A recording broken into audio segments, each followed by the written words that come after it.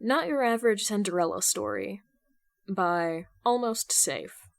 A Batman All Media Types fanfic, rated for teen and up audiences. With additional tags for Tim Drake-centric, Tim Drake is a menace, undercover missions, Tim Drake disguised as girl, secret identity shenanigans, Tim goes viral, fluff, mild angst, no incest, seriously none, crack treated seriously, overprotective siblings, sibling banter, chaotic bat kids, flirting on a minor. Summary. Bruce nods. It makes the most sense. You haven't been made. You're the right age, and your face isn't known in that circle. We'll fabricate a profile and ID. You'll go during lunch, find Everett's bag, get the drive, and extract quietly. Tim just stares at him. You want me to go undercover as a girl? Steph claps her hands, grinning ear to ear. Best day of my life. Chapter 1. If the wig fits, cry in it. The giant monitors hum softly in the low light of the cave, casting cold blue across the polished floor like a frozen spotlight. Tim's seated at the far end of the table, hunched in his chair like a sleep-deprived corpse.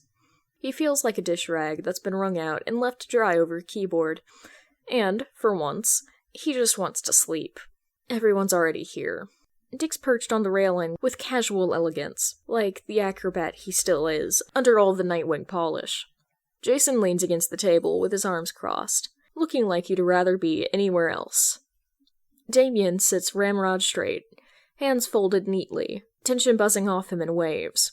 Duke's spinning slowly in one of the chairs, sneakers squeaking lightly on the floor with each half-turn. Stephanie stands beside him, chewing on a granola bar. Cassandra's near the back, still and quiet, eyes sharp and unreadable. Then Bruce speaks. We have a trafficking ring operation in Westbridge Institute. Just like that, the room snaps to attention. All motion stills. Duke stops spinning. Tim straightens automatically, ignoring the burning stiffness in his back. The screen flicks to an aerial image of the school. Ornate stone buildings, long courtyards, tall fences with padlocks. It looks more like a well-funded prison with ivy, rather than a school. Bruce continues. They're targeting vulnerable students, girls with unstable home lives, neglected, forgotten. They watch the girls, confirm no one will notice till it's too late, then they vanish out of state into so-called mentorship programs that don't exist. The paperwork is doctored, transfers approved through shell organizations. Tim feels his stomach turn. Slow and cold. He already knows where this is going. Another click, the screen changes to a blurry photo of a man in his 40s, talking to someone just out of frame. This is Levi Everett, a history teacher at Westbridge. Last week, he was seen handing a flash drive to an unknown associate of the Ruse cartel. According to our sources, it contains the names and schedules of possible victims. Jason exhales through his nose. So, what? You want us to shake him down? Grab the drive? Bruce's voice is low. Not directly.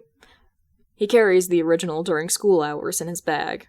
If we tip him off, he'll disappear and take the entire operation with him. So it's a stealth op, Dick says. Got it. Who's going in? Bruce brings up the school roster. Another click opens a forgotten email trail, complete with fake transcripts, photos, transfer forms. Tim's already frowning before Bruce even says it. Westbridge is an all-female institute. A beat of silence. Tim's eye twitches. Okay, he says, slowly. So, Steph? Or Cass? Too risky, Bruce says, flatly. Steph swallows her bite. I was recognized near there 2 weeks ago. Remember? That last bust. Cassandra nods once. I'm compromised too. Dick frowns. That leaves one of us. Tim finishes flatly, dread sinking like a stone. The room goes quiet. The boys exchanging weary glances, like they're silently playing an intense game of Not It. Jason is the first to break. He lifts both hands, eyebrows raised. Don't look at me. I'm tattooed. I've been arrested, and I can't pass for a teenage girl unless that school's running an extremely inclusive admissions policy. Stephanie snorts. Also, you walk like a brick in heels. Thanks, Blondie. Anytime. Dick shifts in his seat, visibly calculating. He half raises a hand. I mean, technically I could. Maybe. You're 6 feet tall and built like a quarterback. Tim cuts in, deadpan. What, you're gonna slouch into a junior classroom photo? Dick shrugs, sheepishly. I could try. Tim stares at him, flat and unimpressed. You're 6 foot. Yeah, okay, fair. Dick mutters, sitting back. Duke raises a hand. Okay, but seriously, do we have to send a girl? Couldn't we fake a male staff member? Or something? Like a TA? Bruce shakes his head. The school doesn't hire male faculty under 25. Strict policy. No male students either.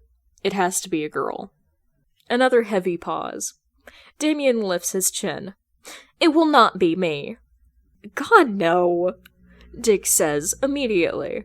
You're 13, Damien. Jason snorts. What about B? I'd pay to see Bruce in a wig.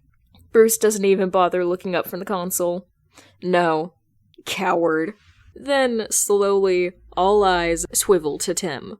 He blinks. No. Stephanie's eyes are already lighting up, like she's just unwrapped a brand new grappling hook for Christmas. Come on, you're the perfect height! Soft features, Cassandra adds calmly. You already look like a haunted Victorian orphan, Duke adds, grinning like he's helping. Tim turns towards him, incredulous. That's not even a compliment. Sure it is, Dick says brightly. You blend in like a pro. Quiet, observant, weird in social situations. Total high school girl material. Tim stares at him, jaw tight. Wow. Thanks. Bruce nods. It makes the most sense. You haven't been made. You're the right age. And your face isn't known to the circle. We'll fabricate a profile and ID. You'll go during lunch to find Everett's bag. Get the drive, and extract quietly. Tim just stares at him. You want me to go undercover as a girl? Steph claps her hands, grinning ear to ear. Best day of my life. Bruce continues on, like this is a perfectly reasonable Tuesday. Cass and Steph will handle your secret identity. Dick will be the distraction. Jason is backup and evac. Barbara will run surveillance. Damien and Duke will stay in the cave on cams. Jason smirks. Can I pick the outfit? Absolutely not, Tim snaps. You'll be Morgan Clark, Stephanie says brightly, pulling up her tablet. Your dad's an international businessman. Your mom's in Milan designing handbags. You just transferred from a French boarding school. Why France? Because it's classy, plus you speak French, she says with a grin. Now shut up, and let me figure out your wig size. Tim puts his head in his hands. Cassandra leans in, almost kindly. You'll be pretty. I hate this mission, Tim mutters into his palms. Try not to embarrass the family name, Drake, Damien says quietly. Tim lets out a breath. He's definitely going to regret this. The next morning is, without exaggeration, hell. Tim got maybe 3 hours of sleep. 2 of those spent half-heartedly practicing walking in a straighter line, and trying to figure out how to pitch his voice higher to mimic a teenage girl's. And now he's awake at 5 a.m., in Stephanie's room, seated stiffly in a chair that smells vaguely of nail polish remover and betrayal, while she yanks his soul out through his scalp. Sit still, or I'm using zip ties, Stephanie warns, voice chipper and evil as she tightens the wig straps at the nape of his neck. Tim winces. That's not an ideal threat, is it? Not even a little. She twists a section of black hair that's shiny and unnaturally soft, curled at the ends like something from a shampoo commercial, before stabbing it into place with a bobby pin. Tim glares at the mirror, watching his own reflection morph from sleep-deprived cryptid to teenage transfer from France. You score more than Jason during an ethics lecture, Stephanie mutters, tucking another curl behind his ear. That's because you're stabbing me in the brainstem, Tim complains. I'm gonna have permanent nerve damage from this. Cassandra perched silently on the dresser, sifting through Stephanie's makeup bag like it's a dissection tray. Her gaze is sharp. Mascara or eyelashes? Neither, Tim groans. Isn't the wig and the uniform enough? You're infiltrating an all-girls school, Stephanie says without looking up. You'll stand out more if you don't wear makeup. Besides, your bone structure is cheating. I barely have to contour. Tim scowls at his reflection. The worst part is they're right. His face looks passable. Soft angles, big eyes, high cheekbones. It's unsettling how little effort it takes. I look like I should be writing poetry in a cafe about how no one understands me. Stephanie snorts, securing another bobby pin. Honestly, you kinda do. Jason walks by the open door and immediately doubles back, eyes wide. Oh my god, is that Tim? Tim points at him without breaking eye contact. Out. Jason leans on the doorframe, arms crossed, grinning like a hyena. You look like you're about to star in a Gossip Girl reboot. Leave, Tim says, flatly. Before I add fratricide to my to-do list. Cassandra tilts Tim's chin upwards, unfazed. Lip tint. I swear to God, Tim mutters. But he stays still. Mostly. She taps on a subtle cherry shade. Almost delicate. Almost pretty. Dick's laugh echoes faintly from the hall. Was that Dick? Tim demands, twisting in his chair. Stephanie spins him back with both hands. Focus, Morgan. Tim groans and drops his head in his hands.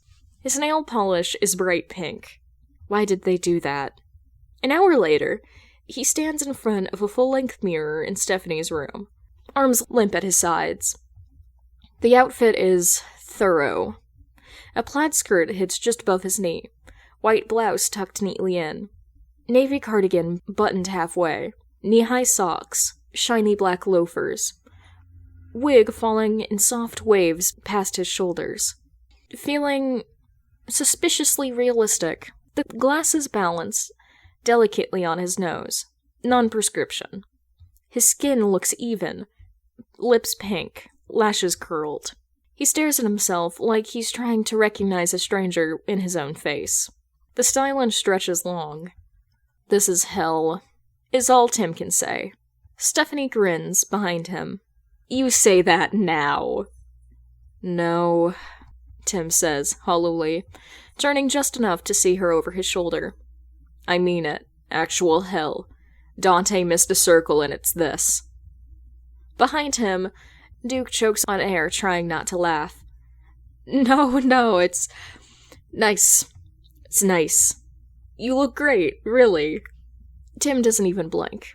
I'm so glad my suffering is visually pleasing for everyone. He tugs awkwardly at the edge of the skirt again, as if a few more centimeters of fabric would save him. The mirror doesn't budge. He still looks like a sleep-deprived ghost of a private school honors student with unresolved trauma and perfect mascara. Jason laughs, short and loud. I can't believe this is real. You look like the kind of girl who runs ASB, volunteers at the animal shelter, and occasionally has a secret fan club. Please shut up. Tim groans, deadpan. No, seriously. Jason continues, still grinning like he's watching the best sitcom of his life. If this weren't an all-girls school, some poor kid would have written love poems about you by fourth period and passed out trying to confess. Yeah, super glad, Tim mutters. Truly. Peak life moment. Dick claps once. Too cheerful. Alright, walk test. Tim sighs and takes a few hesitant steps, wobbling slightly in the flats. I hate heels, Tim mumbles, wobbling forward. They're not heels, they're flats, Stephanie corrects, arms crossed. They feel like heels. Cassandra watches him walk, arms folded like a drill sergeant mid-assessment, Loosen your arms. Smaller steps. Tim tries again, shoulders back, chin up, like he practiced last night, while rethinking every life choice that led him to this moment. Now smile, Dick says, nodding encouragingly. You're the new kid. Try and look approachable. Maybe even not like you've been trapped in a costume drama nightmare. Tim tries. The smile in the mirror looks like something a cashier gives when they're about to quit. You look stiff, Damien pipes up from the corner. Yeah, I can tell, believe it or not. Whatever. Stephanie waves him off. It's passable. Voice test now. Let's hear your Morgan. Tim exhales like he's deflating. He clears his throat, shifts gears, and speaks, soft and careful, pitched slightly higher than normal, but not exaggerated. Hi, I'm Morgan Clark. I just transferred in. Can you point me to the main office? Silence. Stephanie blinks, eyes wide. Oh my god. Duke tilts slightly in his seat. Okay, that was kinda scary. Jason stares at him like he's turned into a ghost. Jesus, you sound like the lead in one of those indie coming-of-age movies that ends with a soft piano song and emotional closure. Cassandra nods, thoughtfully. You'll blend. Tim's expression flattens. Awesome. Can we please stop looking at me like I'm a lab experiment? Sorry, Stephanie says, spinning the tablet towards him. You're just aggressively plausible. It's actually unsettling. Tim drops his head into his hands again. Is that a bad thing? Not really, Jason says, still squinting at him. It's just weird knowing the person behind the wig and lip gloss once drank 6 Red Bulls in one sitting and hacked the Pentagon just to see if he could. Tim groans. Can we please return to the part where this is a trafficking ring op, not an episode of American's Next Top Tim? Not until we get pictures. Jason lifts his phone. Okay, say cheese. If you take one photo, Tim says without looking up, I will break your phone and your kneecaps in the same throw. Jason raises his hands. Jesus, you sound like the demon brat. I will pretend you didn't say that, Todd. A throat clears from the doorway. Bruce enters the room, calm and composed, like this is any other Tuesday briefing. Everyone, focus. Tim, your cover is solid. ID and school records are in your bag. I'm sure you've memorized your schedule, but there's a printout just in case. Blend in, observe. Make contact at lunch. If anything feels off, I run. Yeah, got it. Stephanie pulls him gently aside, all snark fading from her face. Hey, she says quietly, you're gonna be okay. Just one day, in and out. And we'll be on the comms the entire time. You've got this. Tim nods once, stiffly. His reflection still stares back, foreign and unblinking. Cassandra steps closer, straightening the collar of his cardigan, then presses something small into his hand. It's a tiny, matte black keychain canister. He doesn't need to ask. In case anyone gets weird, she says, just loud enough for him to hear. Tim closes his fingers around it. The weight is small, but grounding. Thanks. It's the only weapon he's allowed to carry. Anything more can blow his cover. But having something is enough. Cass nods. You'll be fine. He nods back, then exhales through his nose. Pulls himself up.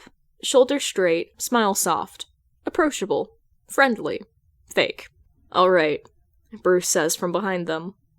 Alfred will take you to Westbridge. Class begins at 8:30. Tim glances one last time at the mirror. He's Morgan Clark now, a high school girl who transferred from France. He turns, grabs his bag, and walks out.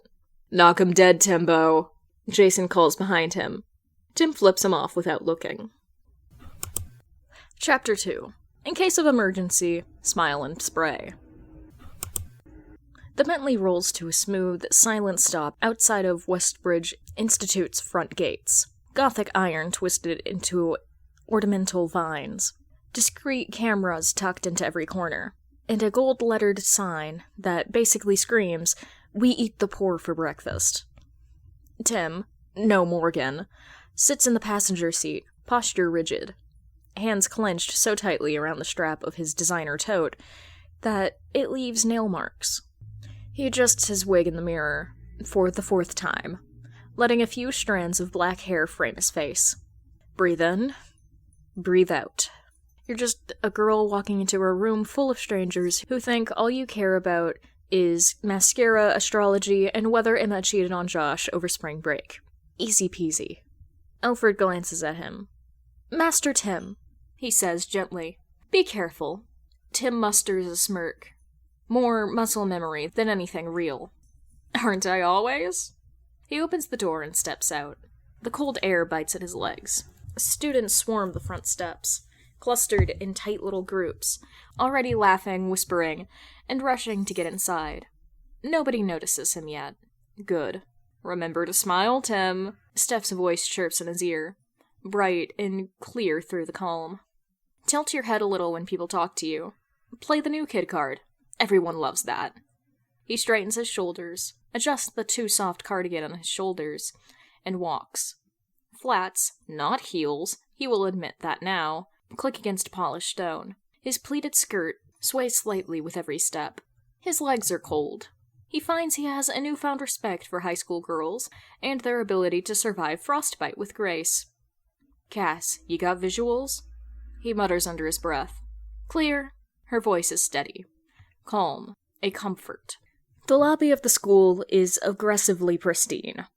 All archways and marble floors, and smell of citrus disinfectant that tries and fails to hide the money in the air.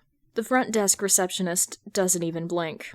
"You must be Morgan Clark," she says, smiling like it's in her contract. Tim nods, soft and airy. "Yes, ma'am." She hands him a schedule he already has memorized, down to the room dimensions. First period history, room 2B, down to Westbridge. He flashes her a too big smile. "Thank you." "Posture up," Cassandra reminds him. "You're doing well." Tim walks down the hallway like he belongs. Casual and harmless, like he doesn't know how to disable surveillance systems with a phone charger and a hairpin. He reaches room 2B, and pauses. Breathes. Knocks twice. The door swings open. Levi Everett, tall, clean-shaven, button-down shirt just tight enough at the sleeves to scream calculated effort. He smells like sandalwood and a trust fund. Glasses that probably don't even have lenses in them. "You must be Morgan Clark," he says, and smiles like he's practiced in a mirror. "That's me," Tim says in his sweet, floaty voice. Everett gestures for him to come inside. 25 heads swivel. Pencils hover midair. Glossy lips part. The room looks like a backdrop for an overpriced skincare ad. White walls. Cream-colored desks. Girls with matching manicures and eyes that rake across him in silent evaluation. "This is Morgan," Everett says, gesturing to him with a too bright smile. "She transferred from France. Let's give her a warm welcome." A smattering of half-hearted highs and welcomes echo around the room. "You'll sit over there," Everett says. "Next to Madison." Madison, he guesses, is the one with the fluffy curls and a seat to his right. She's already giving him a once-over. Tim nods and moves down the aisle, careful to keep his steps light and natural. Not too stiff, not too confident. Just believable. Everett's eyes linger. Too long. "Watch your pattern," Cassandra mutters. "Your habits." "He's already weird," Stephanie adds. "Keep your distance." Tim slides into the seat and pulls out a notebook. He doesn't even look at Everett again. He's just a student, just a face in the crowd. He doesn't flinch when the blonde girl beside him leans in. "Hi," she says brightly. "Morgan, right?" He smiles at her with the right amount of awkwardness a new student would have. "Yeah, just got in last night. Kinda nervous." "He's watching you," Damien says. "Probing you. Say nothing of use." Tim doesn't intend to. "You'll be fine," Madison says, still smiling. "The teachers are annoying, but the work is pretty easy." Stephanie's voice slides in again. "Compliment her." If nails are painted, go for that. Hair if not. Tim glances down. Blue glitter polish. Your nails are really nice, he says. Madison beams. Thanks! My cousin does them. She's in beauty school. Boom. Friendship initiated. Duke mutters. Nice work. Stay focused. Damien snaps. The mission hasn't started. Tim lets his gaze drift to the schedule in his lap. Like he's just checking his classes. The plan is straightforward. Survive until lunch, sneak into the teacher's lounge, get Everett's flash drive, upload it back to the cave, leave like he was never there. Routine stuff, except for the lack of weapons. The bell rings. Class begins. Tim settles in. Sits straighter, his hands moving automatically when Everett starts lecturing. He answers a question when called on, and keeps his tone light. Easy. He doesn't flinch when Madison passes him a piece of candy with a wink. You're doing good, Timbit, Jason says from somewhere across the city, voice low in his calm. Just don't fall in love with any of your classmates. Or trip on your shoes. Tim resists the urge to roll his eyes. Instead, he leans back in his chair, crosses one leg over the other, and lets himself settle into the role. Just until lunch. Just enough to save lives. Then Morgan Clark will disappear like she was never there. First period drags. Everett talks about history with zero passion. And the most entertaining thing that happens is a quiz that's more about how to fill in a Scantron bubble than actual knowledge. Tim finishes in under 3 minutes, but adds 2 more just to make it look believable. Smart, but not suspiciously smart. Normal smart. You're doing good, Tim, Barbara says in his calm. He hasn't looked twice at you. Left hand stays near his bag. Cassandra adds, flash drive's probably there. Tim flicks his gaze forward, slow and subtle. Everett is hunched over his desk, one hand holding a pen, the other twitching towards his black satchel. When the bell rings, Tim moves with the crowd. Easy pace. Shoulders slightly hunched like the bag's heavier than it is. Students jostle around him, earbuds in, phones out. Half awake and half bored. He blends in so cleanly, it's almost too easy. Second period is put on autopilot. The building is easy to map out in his head now, where the stairwell feeds into the main quad, how the halls bottleneck during passing, where security cameras cover the gaps. Tim concludes that the drive is most likely in his bag. Always within arm's reach. Not in a drawer, not in a desk. He's too careful, too aware. When the bell rings for break, Tim starts to head back to the hall when a voice cuts through the noise. Morgan! Tim turns, smooth and slow. Madison waves him over, flanked by a cluster of girls by the lockers. There's an energy to them. Polished, untouched. Steeped in subtle hierarchy. Matcha lattes, knee-high socks, glitter lip gloss, and half-lidded stares. A social battlefield. Great. Go, Stephanie says in his ear, way too excited. You've been summoned by the plastics. Don't blow it. Say something niche and tragic if they ask your favorite song. Not Taylor Swift. Tim adjusts his strap and walks over, posture just loose enough to look unpracticed. Hey, he says, offering a soft smile, like it doesn't feel like his face is glued on. This is Morgan, Madison says. She transferred here from France. Wait, like actually France? One girl asks, clip in her hair, flawless eyeliner. Boarding school, Tim answers, brushing invisible lint off his sleeve. Near Lyon. Ooh, fancy. What was it like? Tim gives a small shrug. Strict, cold. The food was better, though. Jealous. Excellent, Stephanie whispers. You're giving mysterious but grounded. Let it simmer. Another girl. Avery, he thinks. Tilts her head. Why do you transfer? Tim hesitates just the right amount. My parents' jobs. We move around a lot. That earns a round of sympathetic nods and a chorus of, yeah, been there. Wow. Duke mutters in his calm. You're like, terrifyingly good at this. Give it a few minutes. Jason mutters. He's gonna get recruited into the student council and forget all about us. Tim ignores them, laughing politely at something Madison says. The girls ramble about homework, hookups, and hallway gossip. Someone offers him lip balm. He smiles and declines. polite and harmless, just as he practiced. Then, casually, he leans back against the lockers. So, what's the deal with the teachers here? They chill or, like, academic overlords? Madison groans immediately. Mr. Hathaway has rage issues. And Miss Calder stole someone's AirPods once, Avery mutters. And there's that one guy, the girl with the matcha ads. Mr. Everett? History. He's weird. Tim's pulse doesn't change, but he sharpens slightly. Weird how? He asks a lot of personal stuff. Not like creepy, but it's weird. Like, why do you need to know who my mom lives with? He asked me about siblings, another girl adds. Then followed up with like, are they older? Still at home? Are you close? Who cares? He's building profiles. Damien cuts in, clipped and cold. Weak points. Family structure. Keep them talking, Bruce says. Tim feigns a thoughtful look. Sounds like he's trying to write Netflix docuseries. He gets a few laughs. Tension breaks. Right? Madison says. I thought he was just nosy. Now you've got me paranoid. You've got a few minutes until third period, Stephanie says.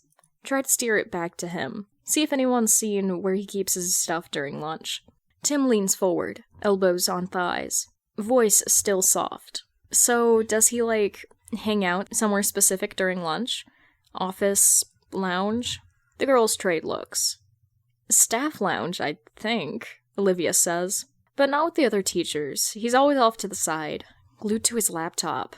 He gets twitchy if anyone walks behind him, Madison says. Like, paranoid twitchy. Leaves class immediately after the bell, another girl adds. Never talks to anyone after. Just grabs his bag and bounces. Suspicious, Cassandra says. Too controlled.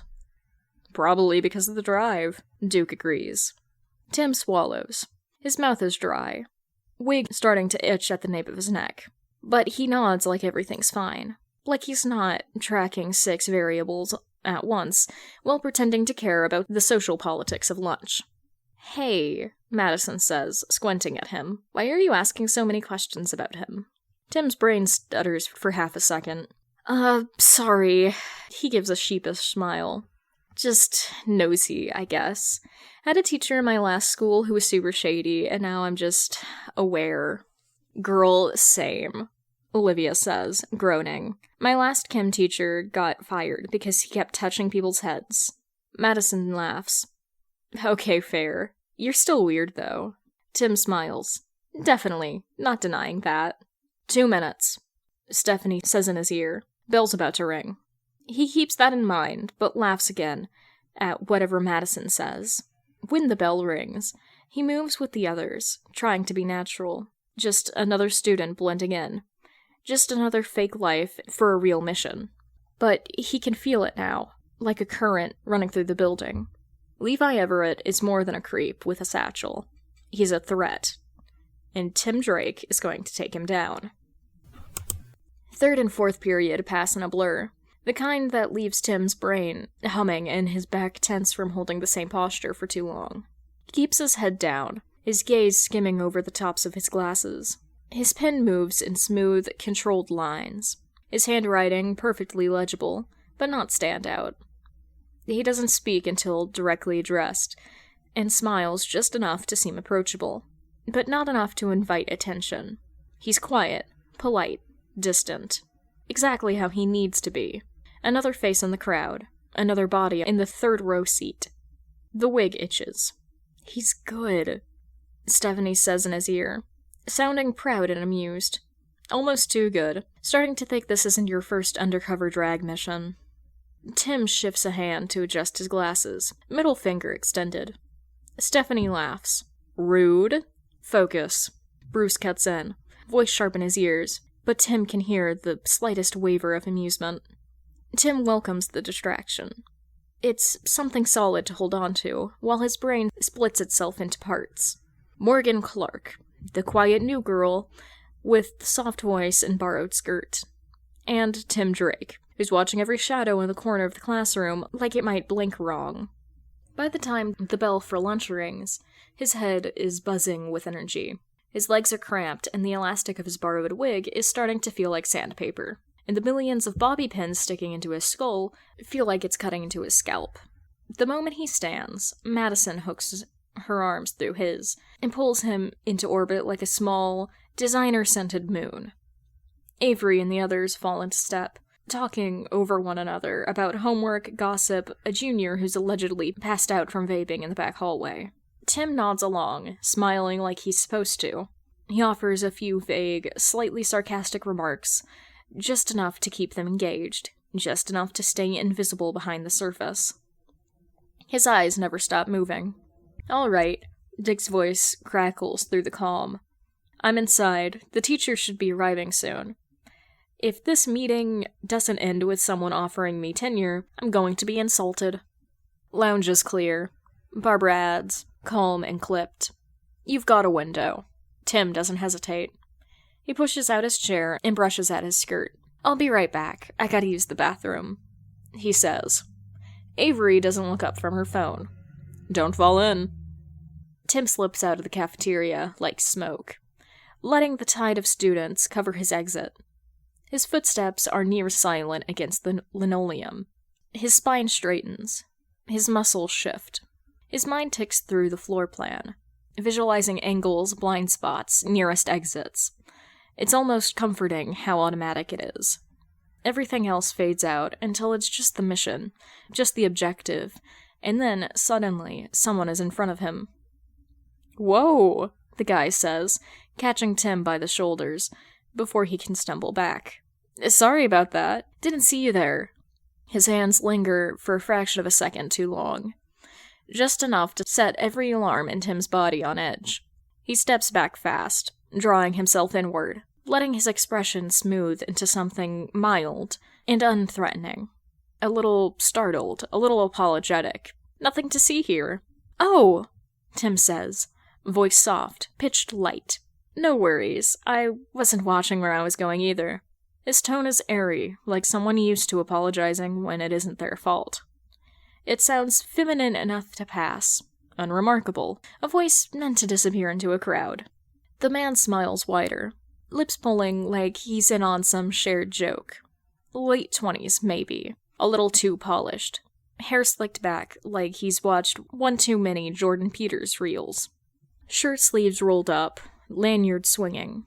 He looks like the kind of guy who calls himself a feminist and still talks over women. Tim's eyes flick down to his lanyard. Mark Jensen, teaching assistant. His eyes drop. Just a flicker, but it's there. He doesn't need to look down to know what he's seeing. A loose cardigan, a pleated skirt, high socks. He can feel the guy scanning it, taking inventory. When Mark's eyes snap back up, quick and innocent, like he didn't just catalog Tim, like a page in a magazine. But Tim saw it. He always sees it. "New student?" Mark asks, voice smooth as silk. Too smooth. Practiced. "Don't think I've seen you around before."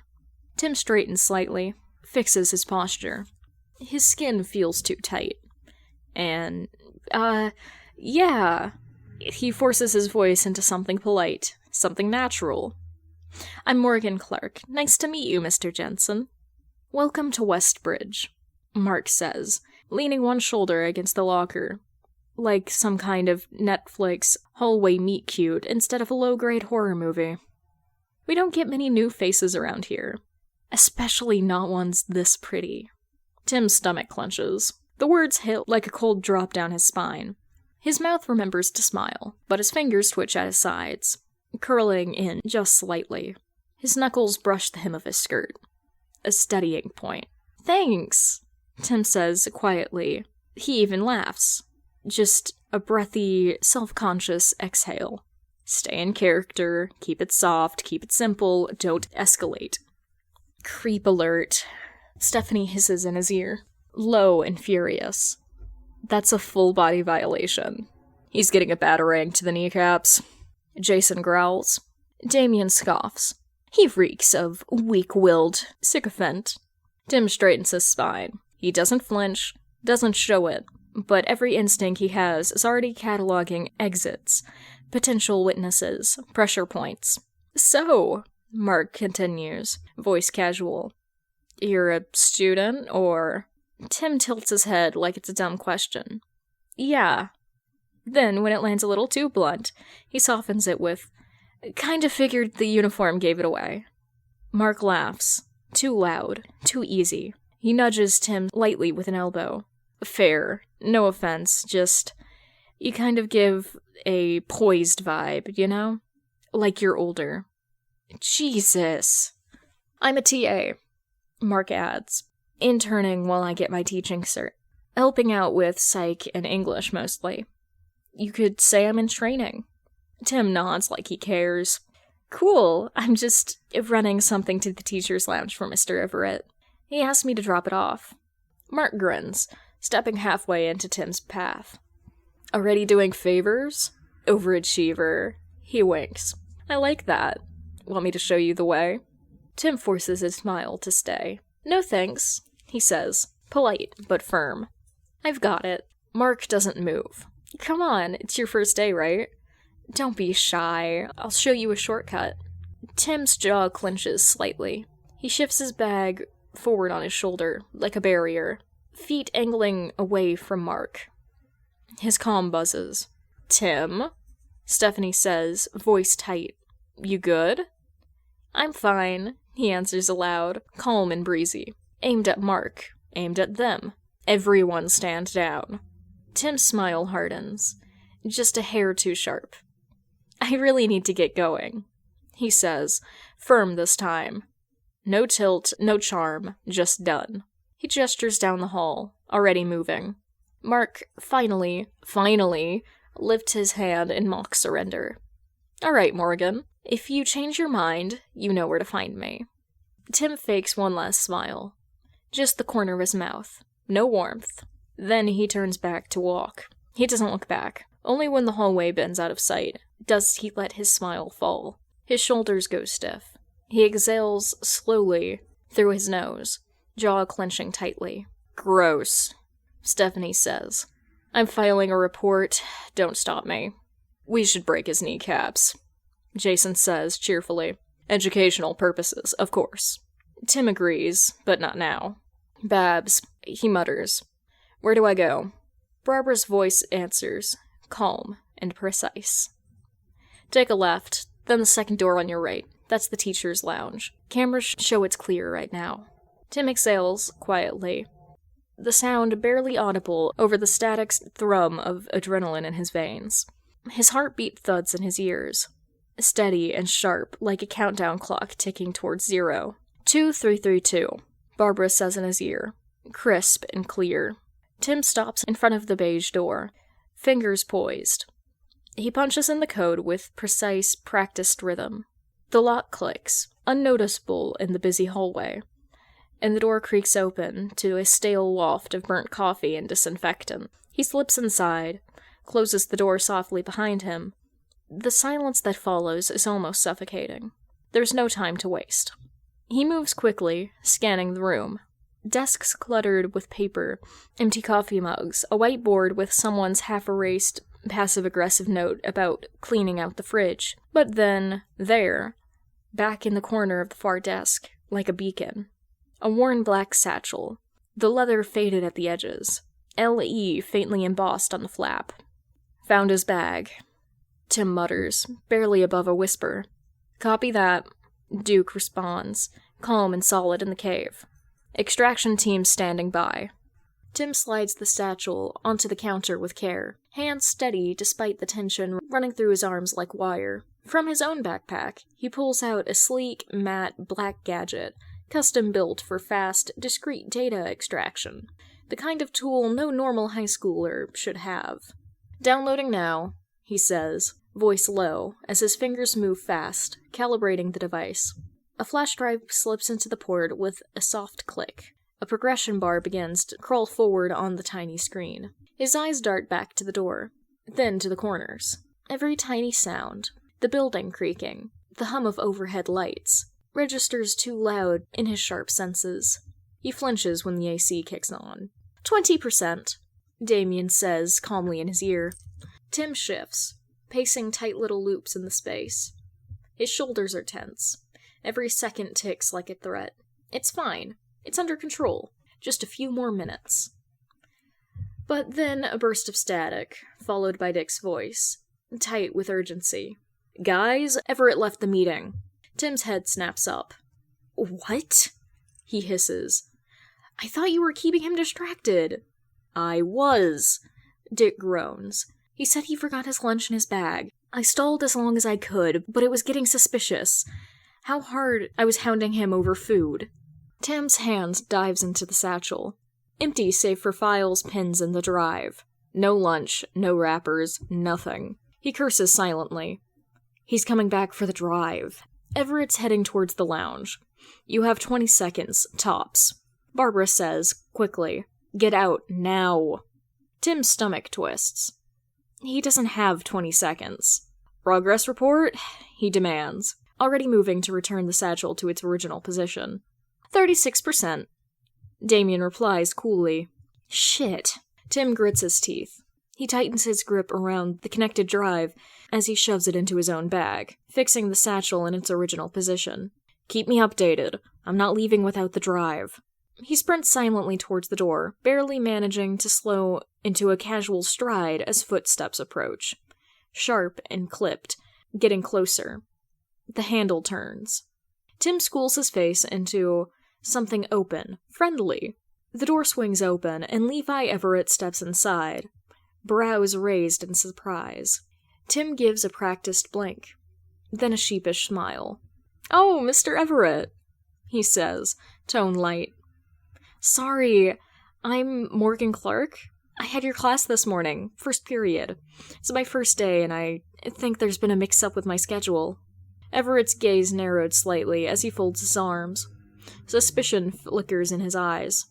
"Morgan Clark. Right. I remember. You should be in the front office for schedule mix-ups." "I did," Tim says.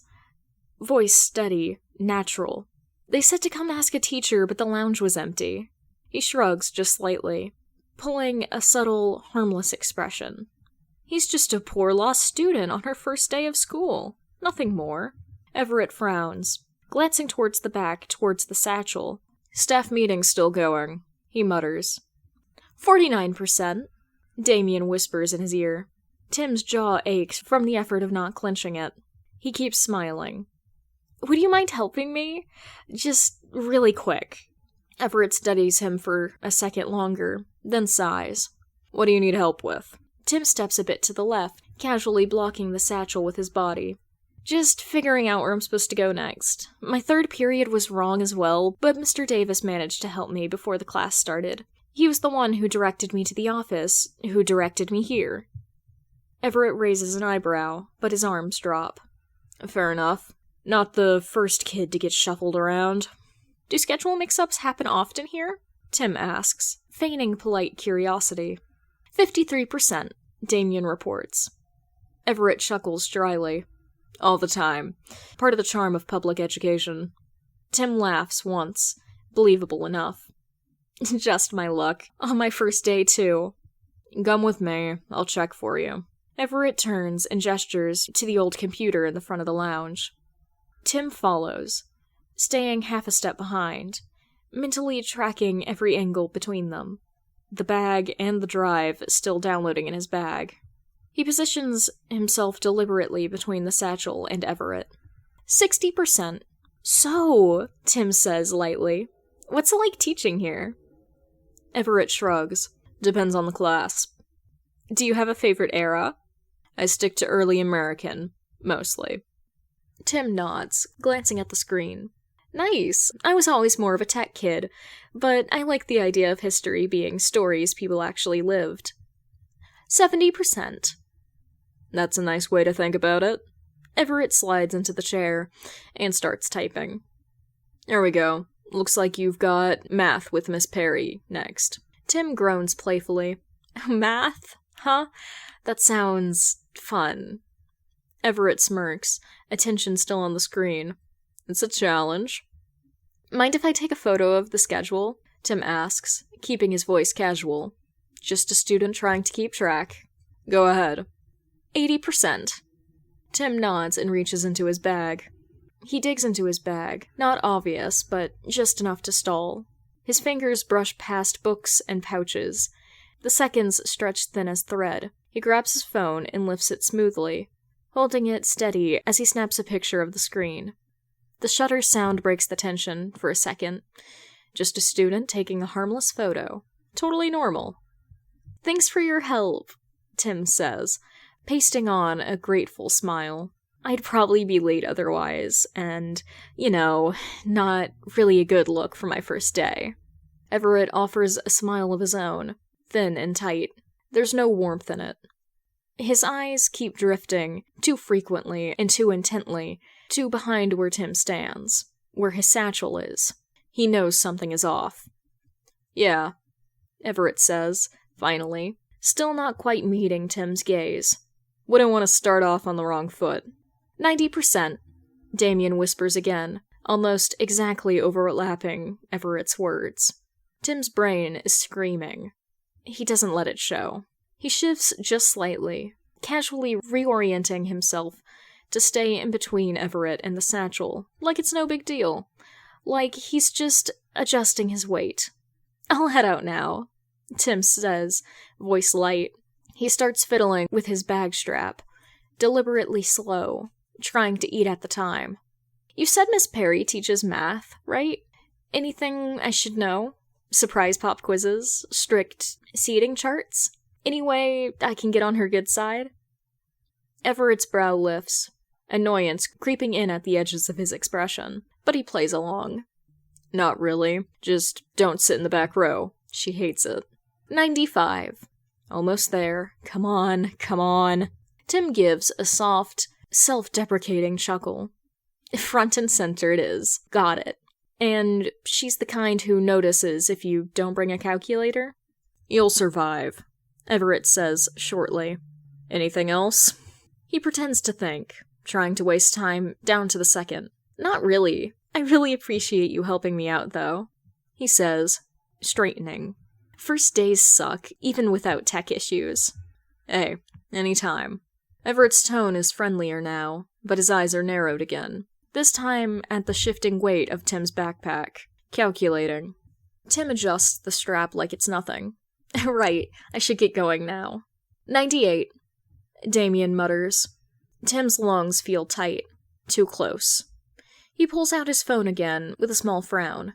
"Wait, can I double-check the room number again? I think I blinked and missed it." Everett sighs, spinning the monitor back towards him. "Room 205. You can't miss it. Big glass window at the front." Tim nods, lips pulling tight. "Awesome, thanks." There's a pause. 100%, Damien says. "You're clear." Relief floods Tim's chest, but he doesn't let it reach his face. Not yet. He slides his phone into his bag in the same movement he uses to retrieve Everett's drive. The metal is cool against his palm. Got it. He drops it into the satchel secretly. "Alright, don't want to keep my friends waiting. Thanks again, Mr. Everett." He's halfway to the door when... Wait. The word slices through the air like a knife. Tim stiffens, his spine locks, muscles wound tight under the fabric of his uniform. His hand lingers on the door handle, every nerve screaming, "Run!" Behind him, Everett steps closer, one foot, then another. Slow, purposeful. "You said the office sent you here," Everett says, voice smooth on the surface, but sharpening underneath. "But they've been in meetings all morning. No one would have told a student to come to an empty lounge." Tim turns, a tight smile already in place. Every movement rehearsed, practiced. "I figured they meant for someone to stop by," he says lightly. "Didn't realize I'd be interrupting anything. Thought I'd get lucky and run into someone who could help." His voice is calm, his hands loose. But his pulse thunders against his ribs, echoing in his ears like war drums. Everett's gaze doesn't move from him. Not really. "You looked nervous when I came in," he says, stepping in again, tone dropping low and deliberate. "Real nervous, like you weren't supposed to be in here." Tim's brain runs a dozen calculations in a second. He shifts towards the door, trying to ease backwards with sheepish shrug. Yeah, sorry. I wasn't trying to break any rules. I just wanted to figure out where I was supposed to be. You know, get my schedule straight. I didn't touch anything. Everett's hand snaps out and grabs Tim's wrist. Hard. The pressure is sudden, sharp, controlled. Tim goes still. Everything inside him quiets. Locks into focus. Everett's fingers dig into his arm. His smile is gone now, stripped away like paint under a blade. What were you doing with my bag? Everett snarls. Voice dropped into something low and venomous. You looking for something? Tim doesn't blink. Doesn't breathe. His eyes flick once to the door. Too far. Everett's body blocks most of the space between. He'd have to push past him. Make it fast, clean. Tim, Cassandra's voice crackles in his ear, low and unmistakably grim. He knows. Oh, fuck it. Tim doesn't hesitate. He drives his fist straight into Everett's jaw, knuckles cracking against hard bone. Everett reels back, snarling in pain, but not enough. Not fast enough. Tim pivots into a run, but Everett lashes out, fingers clamping around Tim's wrist. He crashes to the floor, the impact rattling through his ribs, stealing the breath from his lungs. Tim? Stephanie's voice surges through the calm, sharp and scared. Are you okay? He has no time to respond. Everett's on him instantly, weight crashing down, forearms braced against his chest like a steel bar. Tim struggles, teeth gritted, grasping for air. What did you do? Everett's voice is wild now, spitting rage. What did you take? Tim thrashes underneath Everett, lungs seizing from the impact. Get off! But Everett only bears down harder, weight pressing like a cinder block into Tim's chest. Tim? Barbara barks in his ear, voice razor sharp. His fingers fumble against his jacket, shaking, searching, until they close around cool metal. The canister. With a choked gasp, Tim yanks his arm up and sprays. The hiss is sharp. So is Everett's scream. What the hell? He howls, arms reaching up to claw at his face. Tim gasps for air, coughing as the crushing pressure on his chest finally lifts. Everett's eyes blaze red, tears streaking down his face as he staggers blindly, disoriented, and in pain. Tim doesn't wait. He kicks out, boot slamming into Everett's ribs with a heavy thud. Everett crumbles sideways, choking on curses. Tim scrambles upright, chest heaving, adrenaline screaming through his veins. He snatches his bag off the floor in one fluid motion. Then he runs. No hesitation, no looking back, just pure instinctive flight. Tim grabs his pack in a single fluid motion. The door to the lounge bursts open with a bang as he launches into the corridor like a bullet. His feet pound against the floor, every step in pure instinct layered over muscle memory, years of training firing on all cylinders. I'm fine, he huffs into the calm. Jay, I need that emergency extraction now. At the main gate. Move your ass. Jason's voice crackles in his ear, engine already rumbling behind him like a war drum. Tim darts into the wave of students flooding the hallway, his shoulder clipping someone's backpack. Heads whip around. Someone yells. Another stumbles. It's chaos. Behind him, Everett roars, voice twisted with rage. Stop her! The shout ricochets through the hall like a detonated flare, immediate, loud, commanding. A teacher steps out of a classroom just ahead, hand raised like she thinks she can stop him. Hey, you, stop right there! Yeah, not happening. Second hallway's locking down. Barbara cuts in, sharp. Security's moving. Cut through the side stairwell, now. Tim veers hard to the right, flat skidding across the tile as he barrels towards the maintenance-only door. His fingers catch the handle mid-stride, throwing his weight into it. The stairwell swallows him, and the clang of the door behind him rings like a bell in his ears. Metal stairs blur beneath him as he leaps down 3 at a time. His calves burn, lungs searing, but he keeps moving. His heels catch on the edge of the next step. He stumbles forward, knees crashing into the next landing, the world lurching sideways as one of his shoes comes flying off, bouncing down the stairwell with a sickening clatter. Tim? Stephanie shouts in his ear. You good? Fine. He groans, stumbling to his feet. Fuck-ass shoe. He doesn't stop to grab it. No time. Just presses on, one foot thudding with a rubber sole, the other sock sliding awkwardly on the cold metal stairs. It's clumsy, messy. He adapts. Watch your six, Barbara warns. He's right behind you. He's not catching me, Tim growls, and it's half a promise, half a plea. He wouldn't get caught. He can't. 20 meters. Jason grunts. Haul it, nerd. Tim bursts out into the daylight, squinting as the sunlight assaults his eyes. The world feels too bright, too wide, but he doesn't slow. There's no time. Security shouts echo behind him, closer now. Boots pounding, radios blaring. Jason's bike shrieks around the corner, red and gleaming, brakes screaming as it cuts a tight circle to the curb. Jason's helmeted head turns towards him, gloved hand extended. Grab on. Tim doesn't hesitate. He sprints the last few feet and vaults onto the bike, swinging his leg over the seat like it's second nature. He clutches Jason's jacket with both hands, anchoring himself. Go, go, go! The engine growls like a beast set loose. Tires squeal, and they tear down the street in a trail of smoke and shouted curses. Students scatter. One kid screams. Another cheers. You alive back there? Jason shouts over the wind. Tim breathes hard. Yeah. Status? Bruce's voice slices into the channel, sharp and low. Tim, are you alright? Tim exhales. Steady now. Fine. Please tell me you have the drive. We got it, Duke confirms. Nice work, Cassandra says, gently. You did well. Jason lets out a loud, delighted bark of a laugh. Well? The kid pepper-sprayed a teacher and outran 3 floors of security. He's a menace. Controlled chaos, Tim says, but there's a hint of a smile curling at the corner of his mouth. He slumps forward a little, chest still heaving, muscles tight. His heart won't settle, but the panic is gone. He's safe. He made it. Chapter 3. Who needs dignity when you have siblings?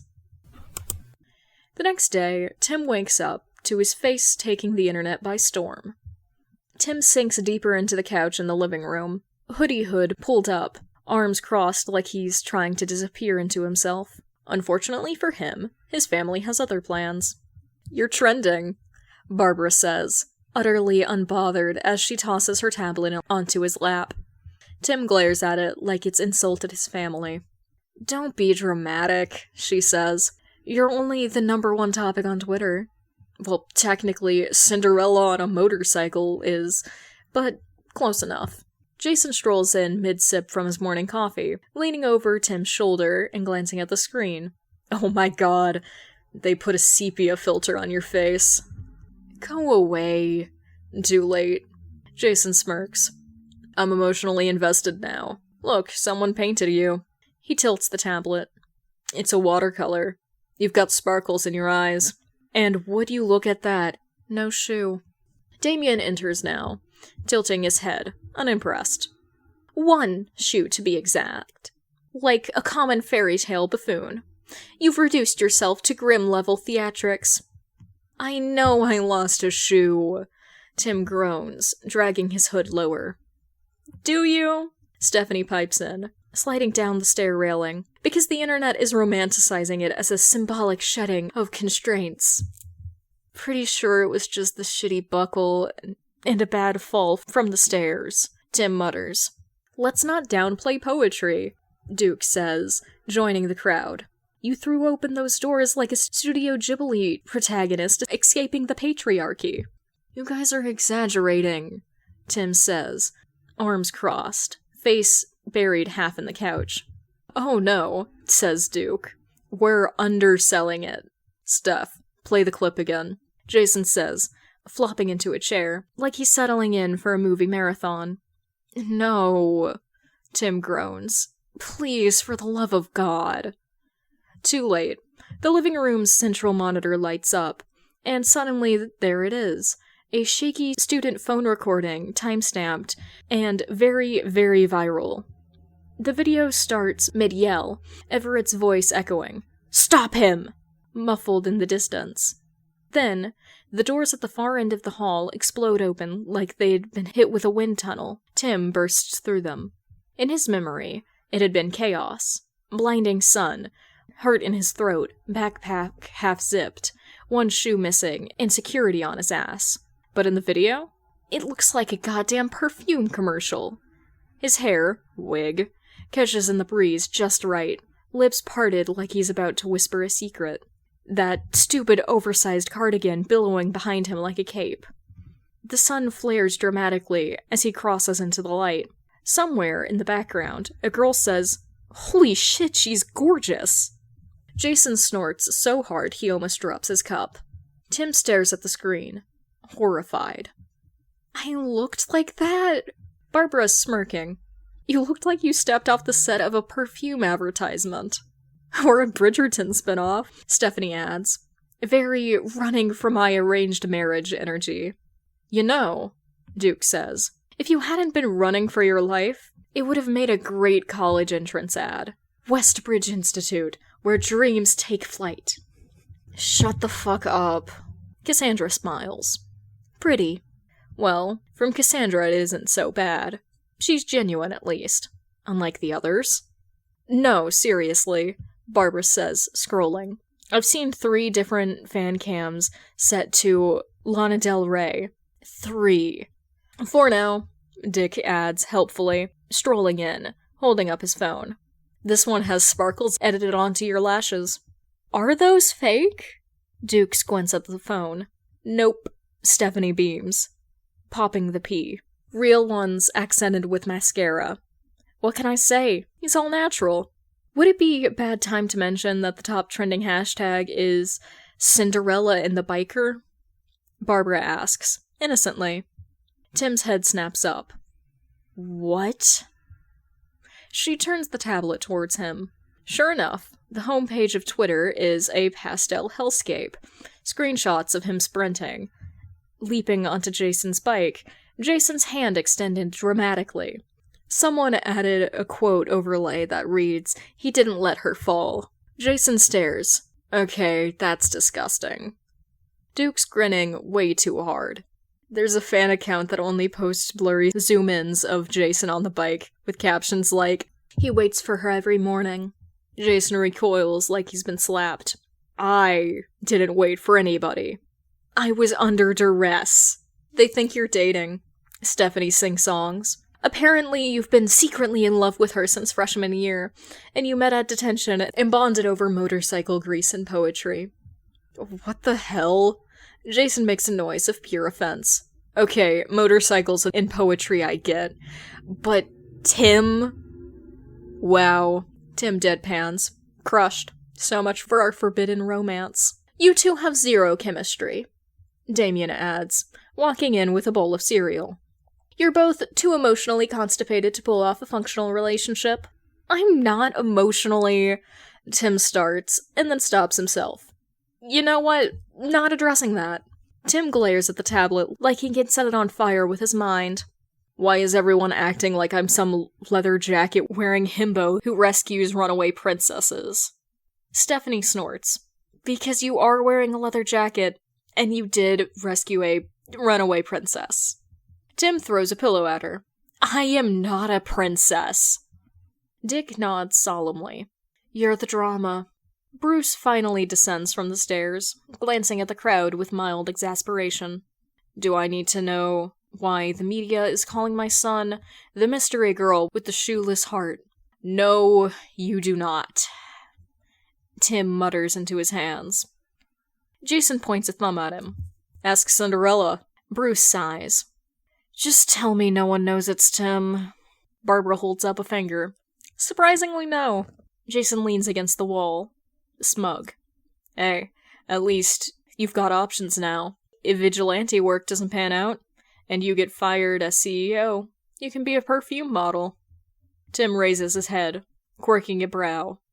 "I don't think you understand how being a CEO works." Alfred clears his throat from behind them, stepping in with a tray of tea. Might I suggest reframing the situation as a tactical advantage? Your, ethereal hallway debut appears to have drawn attention away from the actual mission details. Tim narrows his eyes. You too, Alfred. I merely said you were ethereal. Not that I agree with your fans. Barbara's still scrolling. Oh look, someone made a Spotify playlist. It's titled, She Rode Into the Sunset, a love that wasn't meant to last. Tim and Jason groan in perfect unison. I'm leaving Gotham, Tim mutters. I'm burning my fingerprints, changing my name, moving to Antarctica.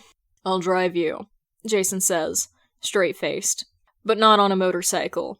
People will get the wrong idea. After 2 days, the trafficking ring is cleared up. Everett is behind bars for selling his students' information to gangs, and the missing girls are finally safe. Shaken, but alive. It's a clear win, as far as Gotham gets them. Tim should feel proud. Instead, he's trying to ignore the constant stream of internet chaos surrounding Morgan Clark. What started as a couple of low-quality videos has snowballed into fan cams, conspiracy threads, fan art, and, God help him, romantic edits of him sprinting through the school halls like some dramatic heroine in a teen drama. It would be easier to handle if his entire family weren't actively making it worse. They're at a coffee shop now, tucked into a corner booth, with mismatched mugs and flaky pastries. A little victory lap. No arrests to dodge, no explosions to contain, just the scent of espresso and the hiss of steamed milk cutting through the quiet calm of conversation. For once, they look like a normal family. If you squint past the Kevlar under their jackets, and the collective caffeine addiction. Tim's halfway through his drink, hoodie pulled low, and soul halfway outside his body, when Stephanie, scrolling with dangerous intent, gasps. Oh my god, there's fan art? God. Tim mutters. I hate the internet. I don't. Duke leans over, showing his phone screen. Look, someone drew you and Jason riding off into the sunset. Your hair is, sparkling. Jason squints. Why do I have a rose in my mouth? You're the mysterious bad boy who swept her off her feet. Stephanie stage whispers, grinning. The internet is writing epics about you two. Star-crossed lovers. Class divide, forbidden romance. Someone wrote a fic where your motorcycle explodes and you both die in each other's arms. I hope we do, Tim mutters. Painfully. In real life. Damien doesn't even look up from his hot chocolate. If you're both going to perish, do it quietly. Some of us are trying to enjoy a peaceful afternoon. Tim side-eyes him. You're 13. You shouldn't even know what fanfiction is. I patrol the internet for security threats, Damien says, primly. Unfortunately, your fanbase is one of them. Tim sighs, sinking deeper into his seat, like he can physically disappear into the false leather cushion. Anyway, Duke says, tapping his screen, I give it a week before anyone starts selling Cinderella on a motorcycle merch. You should at least get royalties. God, don't give them ideas. Tim groans. Too late, Barbara says cheerfully, sliding her phone across the table. Someone already made a sticker pack. There's a vinyl of you mid-hair flip with the words, Ride or Die, in a sparkly font. Jason picks it up, frowns. Okay, but that art style's kinda sick. Tim just sighs. What else was he to do with his family's unrelenting agenda to torment him? Dick ruffles his hair, which is impressive considering Tim's nearly folded in half with how far he's hunched. You're famous, baby bird. Soak it in. You're the moment. Just then, the barista drops off their extra drinks with a chipper smile. She pauses, eyes catching on Tim, and tilts her head. You know, she says, squinting. This is so random, but you look exactly like that girl from the Westbridge video. The Cinderella with the one shoe. It's kind of uncanny. Tim freezes, straw halfway in his mouth, like he's been caught mid-crime. Cinderella? Tim echoes, innocently, blinking. No way! From across the table, Stephanie turns red, trying not to explode with laughter. Jason chokes on his drink, spluttering into his sleeve. Duke is resolutely facing the wall, his shoulders shaking silently. Barbara tries to smile politely at the oblivious barista. Cass is hiding behind her phone, no doubt filming. Dick ducks his head, snickering into his croissant. Damien lets out a sigh that sounds years older than he is. Yeah, the barista continues. She was so cool, and that guy on the motorcycle, literal swoon. Everyone thinks they're dating, but no one really knows who they are. Total internet mystery. Tim blinks. Huh, wild. The words fall flat, delivered with the emotional weight of a tax form. Right? She laughs, grabbing an empty mug. Anyway, sorry, you look so much like her. Like, spooky identical. Could be twins or something. She gives a cheerful little wave and wanders off, humming to herself. Tim stares into the distance, dead-eyed. Slowly, he turns back to the table. Not one word. We didn't say anything. Bruce replies evenly, sipping his coffee. You didn't have to. Jason is audibly wheezing. Oh my god, the look on your face. I think I pulled something trying not to laugh. Your face! Stephanie gasps, wiping tears from her eyes. You went so pale, like she accused you of murder. I wish she had, Tim mutters. At least then I'd be arrested and not mocked into eternity. I can't believe she recognized you, Dick says, grinning. I was like 2 seconds away from pulling the fire alarm. Cowards. Damien huffs. We should have evacuated the moment she made eye contact. Bruce just sighs into his coffee, like he's trying to disassociate from all of them. I'm gonna fake my death, Tim says. Good luck finding another CEO to replace me. Jason claps him on the back. Too late, Timmy. You already died tragically in my arms, remember? There are no notes, but, ooh, I sure love it. Unless the school's running an extremely...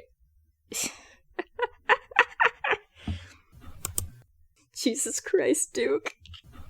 Like, this is perfectly reasonable. Like, this is a... Like... Seated Steefly? Through his scalp. Ah. Yes, thank you. Baby, your car doesn't need to be that loud. Chill the fuck out. I'm trying, currently, to give Cass a higher voice. Not because I think Cass has a higher voice, but because I need to differentiate them. I've been trying to go up here, and my voice will crack. It's fucking awful. There's a cat outside of my door, and he keeps jingle-jangling. Is that the school bus? Is it school bus time? No, but that's a fucking tractor. Social battle fear. Tell them it's your favorite song is Cinder's Song by the Mechanisms. highly suggest the Mechanisms. I love her. I've never heard any teenage girl say overlords that wasn't a freak. Tim, you're failing. And by freak, I mean me. I was very memorable in high school. I had a couple of people who remembered me as that one girl with the corset. Hello, school bus. Bye-bye, school bus. I had a teacher named Miss Perry, and I fucking hated her. She wasn't math, but I fucking hated her. But he doesn't let it reach his face. Another goddamn school bus. Everett snarl. Fucking hell. Hello. Someone's added the Why is everyone acting like I'm some leather jacket wearing himbo? Because you are! Jason Todd, I'm so like, he's super intelligent. 9 times out of 10, Jason Todd is a leather jacket wearing himbo. Tim Drake, the next Finster. On the contrary, 13 is the perfect age to know what fanfiction is.